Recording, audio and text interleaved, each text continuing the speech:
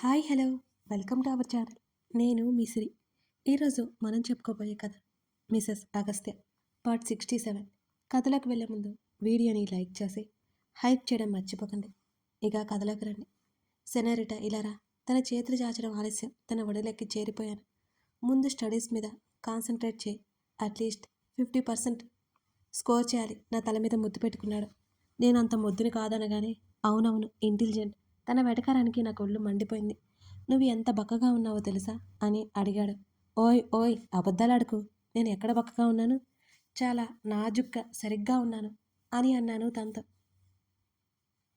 Pregnancy అంటే మాటలా చెప్పు. నువ్వు హెల్దీగా ఉండాలి, వెయిట్ గెయిన్ అవ్వాలి, ఎక్కువ ఫుడ్ తీసుకోవాలి, ఇంకా 9 months బేబీని మొయ్యాలి. ఆ తర్వాత ఇంకా బోల్డ్ ఉంటాయి. అన్నిటికంటే ముందు మంచి స్కోర్ చేసి క్యాంపస్ ఇంటర్వ్యూలో సెలెక్ట్ అవ్వు. ఒక మంచి లాంగ్ ట్రిప్ వేసుకొని నిన్ను సిమ్లా తీసుకువెళ్తాను. ఒక నెల రోజులు అన్నిటికీ దూరంగా నువ్వు నేను. ఇది నా కోరిక. నా ముఖాన్ని చేతుల్లోకి తీసుకొని నా కళ్ళలోకి చూస్తూ చెప్పాడు అగస్త్య. నేను నిలువుగా తల ఊపాను. నా గుండెల్లో ముఖం దాచుకొని కళ్ళు మూసుకున్నాడు.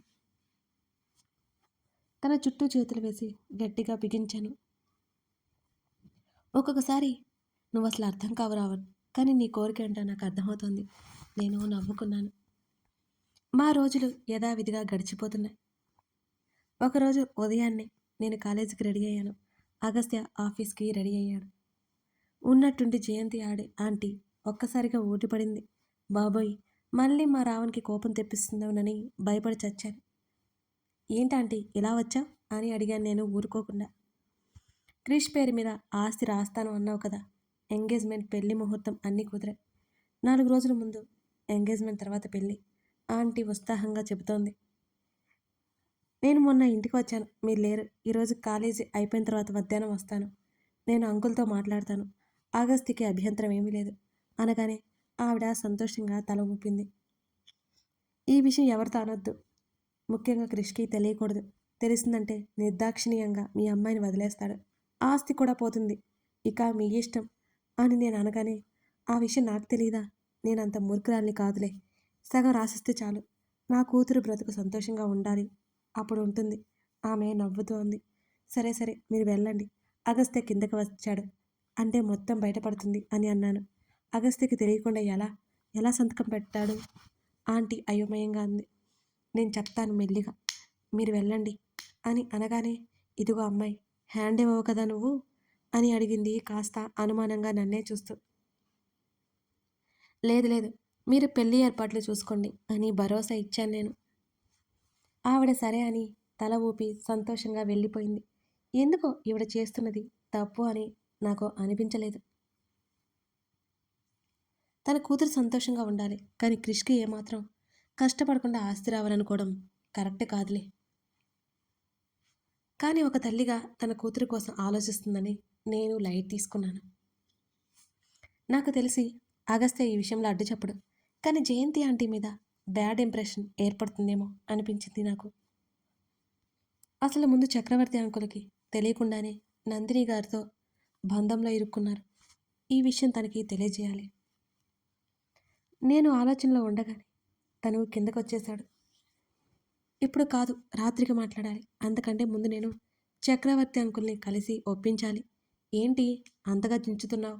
షర్ట్ స్లీవ్స్ మడుచుకుంటూ నా దగ్గరికి వచ్చాడు అగస్త్య. నేను ఒక పెద్ద తప్పు చేశాననుకో, నువ్వేం చేస్తావు అని అడిగాను. నా ప్రశ్నకు నా వైపు అదోలా చూశాడు. తప్పంటే అని అడిగాడు. నేనేం తప్పు చేయను, కానీ అది కొందరికి తప్పులా కనిపించవచ్చు. అప్పుడు నువ్వేం చేస్తావో చెప్పు. తన సమాధానం కోసం ఆతృతగా చూశాను నేను. ఆ మాటకి కళ్ళు చిన్నవి చేసి నా వంక చూశాడు అగస్త్య. నా చేతిని పట్టుకుని దగ్గరికి లాక్కున్నాడు. అది నాకు తప్పు అనిపిస్తే, కాదు కాదు నిజంగా నువ్వు తప్పు చేస్తే కొడతాను, తిడతాను, కానీ నేను వదిలేయను. ఇంతకుముందు మర్చిపోయావా? నీ మీద ఎంత కోపం ఉన్నా నిన్ను నా దగ్గరే పెట్టుకున్నాను. తను చాలా కూల్గా కళ్ళెగరేస్తూ అన్నాడు. నా చేతులు 2 తల చుట్టూ తిప్పి మెటికలు విరిచాను తనకి. రోజు రోజుకి తెగ నచ్చేస్తున్నావు, దిష్టి తగులుతుంది నీకు అని తన బుగ్గ మీద గట్టిగా ముద్దిచ్చి తన్ని హత్తుకున్నాను. మెంటల్ మాలోకం. ఇప్పుడు నీకు ఈ డౌట్స్ అన్నీ ఎందుకు వస్తున్నాయి అని అడిగాడు నా తల మీద ముద్దు పెట్టుకుంటూ. ఎందుకోలే తన వైపు తలెత్తి చూస్తూ భుజాలు ఎగరేశాను. ఈ ప్రపంచమంతా నీకు ఆపోజిట్‌గా ఉన్న నేను నీ వైపు ఉంటాను. తన మాటలను నా మెదడులోకి, నా మనసులోకి ఆ మాటలు చొచ్చుకుపోయాయి. తన మీద చుట్టూ చేతులు వేసి కాళ్ళు పైకెత్తి తన పెదవుల మీద ముద్దు పెట్టుకున్నాను. నేను దూరం జరగాలి అనుకున్నాను. కానీ తను దూరం జరగనివ్వలేదు నన్ను. ఊపిరాడక గింజుకుంటుంటే అప్పుడు దూరం జరిగాడు నాకు. I love you so much mister Agastya Chakravarthi అని నేను నవ్వుతూ అన్నాను. Love you Mrs Agastya. తను నవ్వేశాడు. చాలా రోజుల తర్వాత చాలా సంతోషంగా అనిపించింది. ఎంతైనా మా వాడు నవ్వితే పూల వర్షం కురిసినట్టే కదా. యథావిధిగా తన ఆఫీస్కి, నేను కాలేజీకి పయనమయ్యాము. ఆ రోజు మధ్యాహ్నం చక్రవర్తి అంకుల్కి కాల్ చేశాను. ఇంటికి భోజనానికి వెళ్తున్నాను అని చెప్పారు. నాకు 3ంటికే క్లాస్ అయిపోతుంది. కానీ అది ఎగ్గొట్టి మధ్యాహ్నమే చక్రవర్తి అంకుల్ దగ్గరికి బయలుదేరాను నేను. నేను ఇంటికి వెళ్ళేసరికి ఇల్లంతా బోసుగా కనబడుతోంది. బామ్మ రెస్ట్ తీసుకుంటున్నట్టు బామ్మ గది మూసి ఉంది. జయంతి అత్తయ్య మాత్రం ఎవరితోనో ఫోన్ మాట్లాడుతోంది. అంకుల్ డైనింగ్ టేబుల్ దగ్గర భోజనం చేస్తున్నారు. పని ఆవిడ వడ్డిస్తోంది. నన్ను చూడగానే భోజనానికి కూర్చోమన్నారు. కానీ నేను తినేసి వచ్చానని చెప్పడంతో కాస్త చిన్నబుచ్చుకున్నారు. ఒకవేళ నేను ఆ ఇంట్లో తింటే అగస్త్యతోనే తినాలి అనుకున్నాను. అందుకే తినకుండా తిన్నాను అని చెప్పేశాను. అంకుల్ భోజనం అయిపోయే వరకు వెయిట్ చేశాను. ఏదో మాట్లాడాలి అన్నావు శ్రీధ, ఏంటది అని అంకుల్ అడిగారు. చాలా ముఖ్యమైన విషయం అంకుల్ అనగానే ఆయన ఆఫీస్ రూమ్లోకి వెళ్ళాం. చెప్పమ్మా ఏంటది? మీకు ఆస్తి ఎంత ఉంది అంకుల్ అనగానే నా వైపు చూసి నవ్వి ఆయన ఆస్తి వివరాలు చెప్పారు.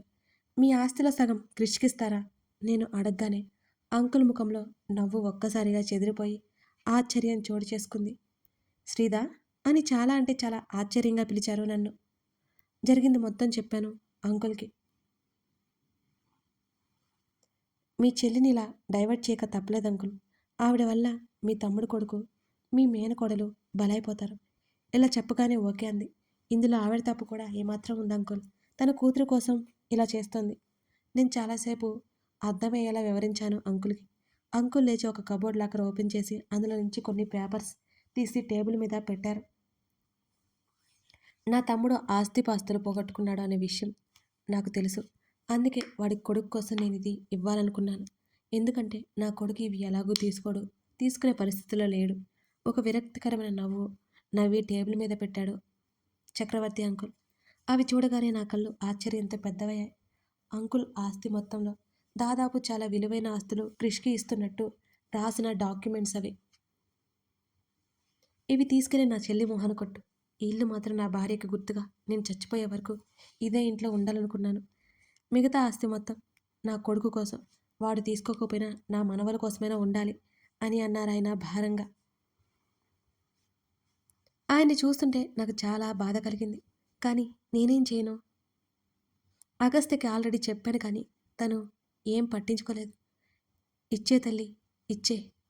కానీ అంకుల్, జయంతి ఆంటీని ఏమనొద్దు, ఇది నా ప్రపోజల్. విరక్తిగా నవ్వి ఊరుకున్నారు ఆయన నా మాటలు వినగానే.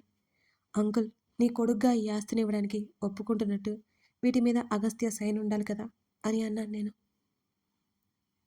నేను చెప్తే క్షణాల్లో పెట్టేస్తాడు సైన్. నా కొడుక్కి ఇవి ఏమీ పట్టవు. ఆయనతో ఎక్కువ మాట్లాడలేకపోయానిక నాకే చాలా బాధగా అనిపించింది. ఈరోజు తాడోపేడ తేలిపోవాలి. ఆ పేపర్లు సరాసరి జయంతి ఆంటీ రూమ్లోకి వెళ్ళి ఆవిడ బెడ్ మీద పడేశాను నేను. ఆంటీ కళ్ళు పెద్దవి చేసి చూసి నన్ను చూసింది. చూశారు కదా, పెళ్లి ఏర్పాట్లు చేసుకోండి. మాటలు ఏమి పట్టినట్టు తెగ సంతోషపడిపోతూ ఆ పేపర్లు తెగ చూసుకుంటోంది ఆంటీ.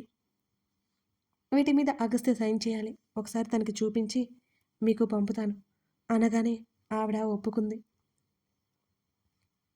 అక్కడి నుంచి భారంగా ఇంటి బాట పట్టాను నేను. స్కూటీలో వస్తుంటే దారిలో శ్రీకళ కనిపించింది నాకు. హే కళ, నడిచి వెళ్తుంటే మనసు ఊరుకోగా పిలిచాను. పక్కనే స్కూటీ ఆపాను. నా వైపు ఆశ్చర్యంగా చూసి కాలేజీలో ఇవాళ కనిపించలేదు, ఎక్కడికి వెళ్ళిపోయావక్క అని అడిగింది నవ్వుతూ. చిన్న పని ఉంటే రిలేటివ్స్ ఇంటికి వెళ్ళి వస్తున్నానులే, నువ్వేంటి నడిచి వెళ్తున్నావు అని అడిగాను. నా స్కూటీ పంక్చర్ అయిందక్క. డాడీ ఇంట్లో లేరు. క్యాబ్ బుక్ చేసుకుందాం అనుకున్నాను కానీ ఈ దారిలో మా అత్తయ్య వాళ్ళ ఇల్లు కూడా ఉంది. అక్కడికి వెళ్ళి అక్కడి నుంచే వెళ్ళిపోతాను అని చెప్పింది కళ. నేను డ్రాప్ చేస్తాను ఎక్కు అని అడిగాను. పర్లేదక్క పక్కలైన్లే నేను వెళ్తానులే. లేట్ అయితే మా బావ వెళ్ళిపోతాడు అని చెప్పింది. అబ్బో బావా, ఓకే ఓకే వెళ్ళు, రేపు కలుస్తానులే కాలేజ్లో అని చెప్పగానే తను నవ్వి వెళ్ళిపోయింది. ఇంటికి వచ్చి బ్యాగ్ సోఫాలో పడేసి ఫ్రెష్ అవ్వడానికి వెళ్ళిపోయాను నేను. ఆగస్తని ఈరోజు ఎలాగైనా కదపాలి. కానీ ఏమంటారో భయం నాకు. అంకుల్ బాధేమో నేను ఒకవైపు చూడలేకపోతున్నాను. ఆ రోజు మధ్యాహ్నం కూడా తినలేదు అనే సంగతి నాకు గుర్తురాలేదు. నా ఆలోచనలకి అంతా లేకుండా పోతుంది. అగస్త్య ఎందుకు ఇంత సైలెంట్గా ఉన్నాడు? అంకుల్ గురించి ఆలోచించవచ్చు కదా. గోలు తినేస్తూ గ్లాస్ డోర్ నుంచి బయటికి చూస్తున్నా. సన్నటి వర్షం కురుస్తుంది. సాయంత్రం సరికొత్తగా ఉంది అక్కడంతా. గ్లాస్ డోర్ మీద చినుకులు పడి దారాలుగా నేల మీదకు జారిపోతున్నాయి. లోపల నుంచి బయటికి చూడ్డానికి ఆ దృశ్యం ఎంత మనోహరంగా ఉందో. కానీ అదే వర్షంలో తడిస్తే ఇంత అందంగా ఉంటుందా? మ్హూ. ఏదైనా ఒక సంఘటన బయటికి కనిపించేది ఒకలా, దాని ఉనికి మరొకలా ఉంటుందని ఇది వాస్తవం.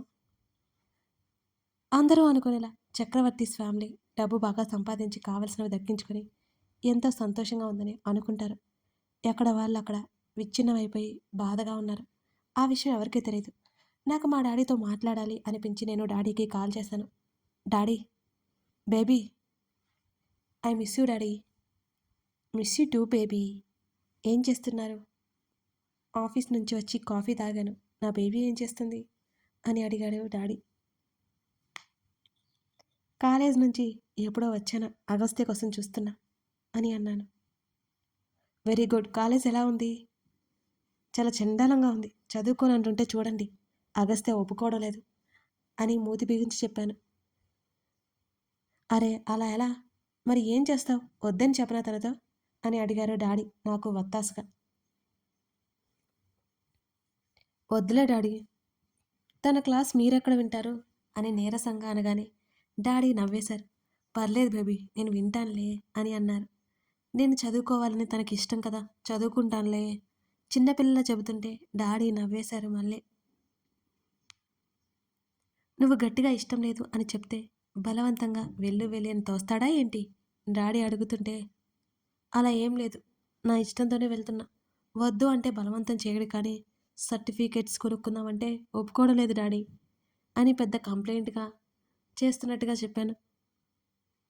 ఫస్ట్ బేబీ, మన సీక్రెట్స్ ఎవరికీ తెలియకూడదు. నువ్వు బాగా చదవకపోయినా పాస్ అయితే చాలు అని అన్నారు డాడీ. అన్నాను నేను మూతి ముడుచుకొని. ఇంకేంటి ఎలా ఉంది? మన ఇంటికి రావడం మానేశావు అని అడిగారు డాడీ. మీరు మళ్ళీ పని అంటే వెళ్తున్నారు, ఆరోగ్యం గురించి ఆలోచించరా? ఇక లాభం లేదు, ఇంకొక మమ్మీని తీసుకొచ్చి పెళ్లి చేస్తా. నా మాటలకు నవ్వు ఆగలేదు డాడీకి. మీ మమ్మీ ఫీల్ అవుతుందిరా. అయితే మమ్మీ ఫీల్ అవుతుందని చేసుకోవట్లేదా? ఏం పర్వాలేదు, నేను చెప్తానులే డాడీ ఫీల్ అవ్వద్దని. ఈ లైఫ్ ఇలా గడిచిపోతే బాగుంటుంది, డోంట్ వర్రీ. డాడీ నిజం చెప్పండి, మీకు ఎప్పుడూ అనిపించలేదా పెళ్లి చేసుకోవాలని అని అడిగాను నేను. భార్య కావాలి అనిపించింది, కానీ నీకు అమ్మ అవ్వదని కూడా అనిపించింది అని అన్నారు ఆయన. డాడీ, అయినా నా వైఫ్ చాలా అందంగా ఉంటుంది తెలుసు. అంత అందమైన వాళ్ళు నాకు కనిపించలేదు, అందుకే లైట్ తీసుకున్నాను అని అన్నారు డాడీ. పరిస్థితిని తేలిక చేయడానికి మా డాడీ ముందుంటారు. ఆ టాపిక్ని దాటవేసి బోల్డనే టాపిక్స్ ఇక తీసుకొచ్చేశారు. అప్పుడు మళ్ళీ ఆఫీస్కి వెళ్తూ చాలా హ్యాపీగా ఉన్నట్టున్నారు. ఎందుకంటే డాడీ ఎప్పుడూ పని చేస్తుంటారు. సడన్గా యాక్సిడెంట్ అవ్వడం, రెస్ట్ తీసుకోవడం వల్ల చాలా ఇబ్బందిగా అనిపించేది. ఇప్పుడు మళ్ళీ ఆయన ప్రపంచంలో ఆయన ఉన్నారు. అందుకే ఆయన సంతోషంగా ఉన్నారు. బయట వర్షం పెద్దదైపోయింది. మా డాడీకి మళ్ళీ పెళ్లి చేయాలని ఆలోచనలు వస్తున్నా డాడీ ఒప్పుకోవట్లేదనే బాధనాలు. ఇప్పటి నుంచి కాదు, నాకు ఇంటర్మీడియట్ టైంలో ఆ ఆలోచన వచ్చింది. అప్పుడు కాస్త నాకు ఊహ తెలిసింది. అప్పటి నుంచి బ్రతిమాలుతుంటే డాడీ ఒప్పుకోవడం లేదు. నా మీద చల్లటి వర్షపు జల్లు లాంటిది పడగానే ఉలిక్కిపడి చూశాను నేను. నా వెనుక మా రావనున్నాడు. తన తల తడిచినట్టు తల విదిలించగానే నీళ్లు నా మీద పడ్డాయి. అయ్యో తడిచిపోయావా అంటూ తన చేతుల్లో టవల్ లాక్కుని సోఫాలో కోలేశాను. నా నడుము చుట్టూ చేతులు వేసి నా హృదయం మీద చంపాలించాడు. కథ కొనసాగుతోంది. కథ నచ్చితే లైక్ చేసి కామెంట్ చేయడం మర్చిపోకండి. శ్రీధర్ ప్లాన్లన్నీ వర్కౌట్ అవుతాయంటారా? మధ్యలో ఇంకేమైనా జరగబోతుందా? తెలుసుకోవాలంటే ఈ కథని మీరు ఇంకా చూడాల్సిందే. Thank you for watching this video.